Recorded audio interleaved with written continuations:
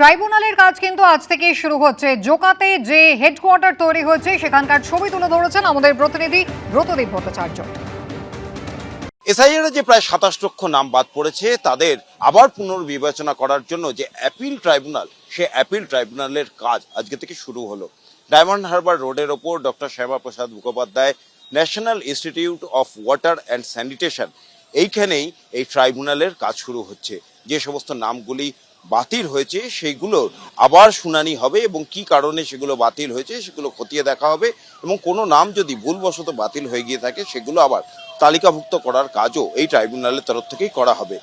১৯ জন প্রাক্তন বিচারপতি, তাদের নিয়েই এই ট্রাইব্যুনাল তৈরি হয়েছে এবং সুপ্রিম কোর্টের একটি কমিটি তারা নির্দিষ্ট করেছেন যে কোন পদ্ধতি মেনে এই ট্রাইব্যুনাল কাজ করবেন। সেখানেও প্রাক্তন বিচারপতিরাই এই পদ্ধতি নির্দিষ্ট করেছেন। সেই পদ্ধতি মেনেই এই ট্রাইব্যুনালের কাজ আজ সোমবার থেকে শুরু হলো। এই কাজ আরও আগে থেকেই শুরু হওয়ার কথা ছিল, কিন্তু নানান রকম কারণে, পরিকাঠামোগত কিছু সমস্যা ছিল, সেই সমস্ত কারণে এই ট্রাইব্যুনালের কাজ অনেকটা পিছিয়ে যায়। অবশেষে গতকাল প্রাক্তন বিচারপতিদের একটি দল এখানে আসেন এবং তারা দেখেন পরিকাঠামোগত সমস্ত প্রস্তুতি একেবারে শেষ এবং তারপরেই আজকে সোমবার থেকে ঠিক এইখানে এই national institute of water and sanitisation, সেইখানেই এই ট্রাইব্যুনালের কাজ শুরু হচ্ছে।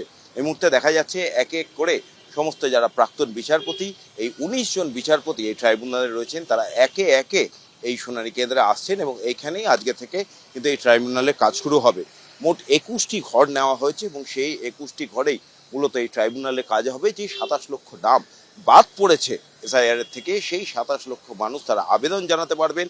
যেটা জানানো হয়েছে ইলেকশন কমিশনের তরফ থেকে যে সশরীরে না আসলেও অনলাইনে হোক কিংবা ডিএম অফিস মারফত হোক সে আবেদন জানানো যাবে।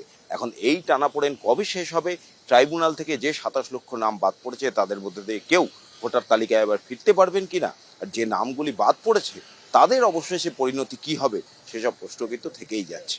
ক্যামেরায় দীপ্ত চক্রবর্তীর সঙ্গে ব্রতদীপ ভট্টাচার্য, এবিপি আনন্দ, জোকা।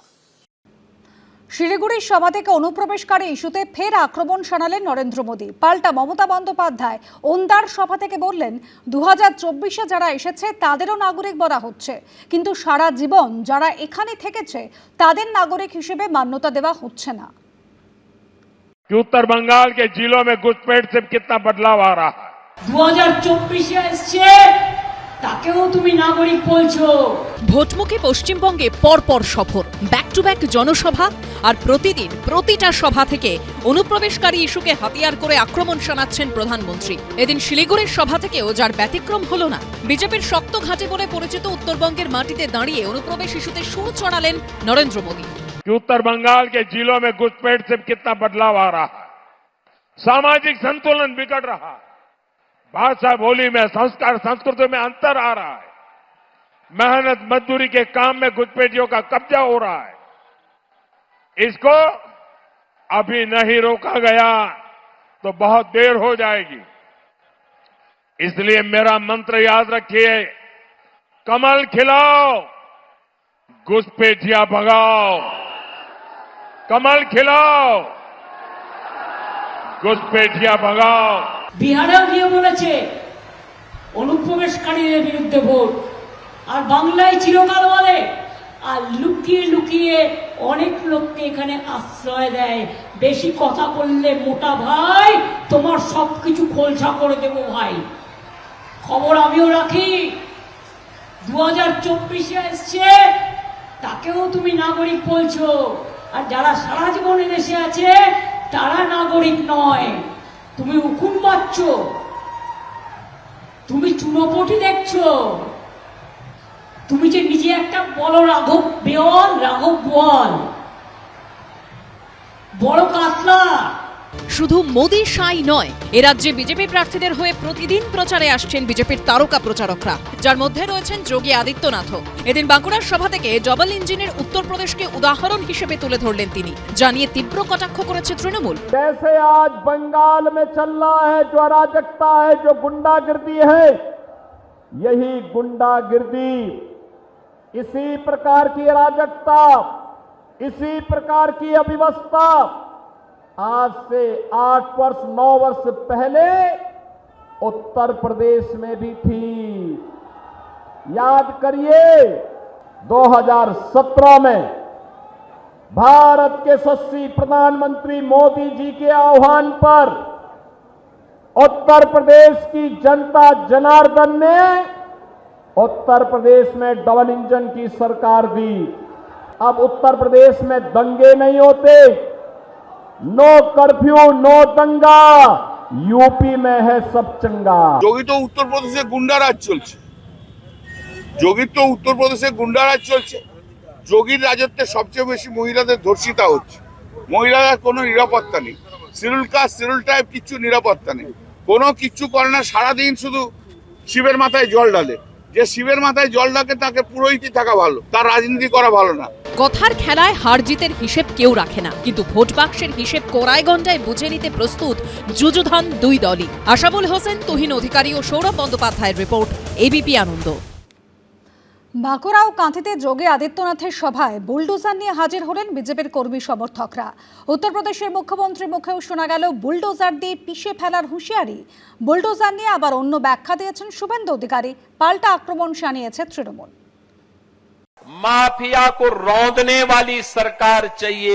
বাংলার মানুষের ওপর যারা অন্য বিজেপি রাজ্যে অত্যাচার করে তাদের কোনো অধিকার নেই বাংলা এসে তাদের ভোট চাইবার। পশ্চিমবঙ্গে বিধানসভা ভোটের আগে চর্চায় বুলডোজার। অবৈধ নির্মাণ থেকে শুরু করে অভিযুক্ত কিংবা বিরোধীদের বাড়ি বুলডোজার দিয়ে তা ভেঙে গুড়িয়ে দেওয়ার অভিযোগ ঘিরে বারবার শিরোনামে এসেছে বিজেপি শাসিত উত্তরপ্রদেশ। বিভিন্ন সময়ে এ রাজ্যের বিজেপি নেতাদের মুখেও উঠে এসেছে বুলডোজার প্রসঙ্গ। এবার এ রাজ্যে ভোটের প্রচারে এসে উত্তরপ্রদেশের মুখ্যমন্ত্রী যোগী আদিত্যনাথের গলায় শোনা গেল বুলডোজার হুঁশিয়ারি।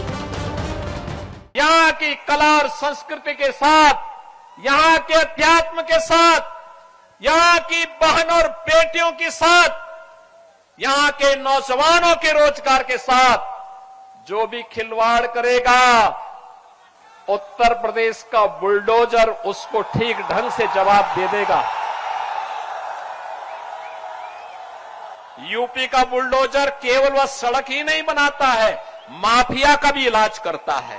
हमें माफिया राज वाली सरकार नहीं चाहिए, माफिया को रौंदने वाली सरकार चाहिए, माफिया को बुलडोजर से रौंदने वाली सरकार चाहिए।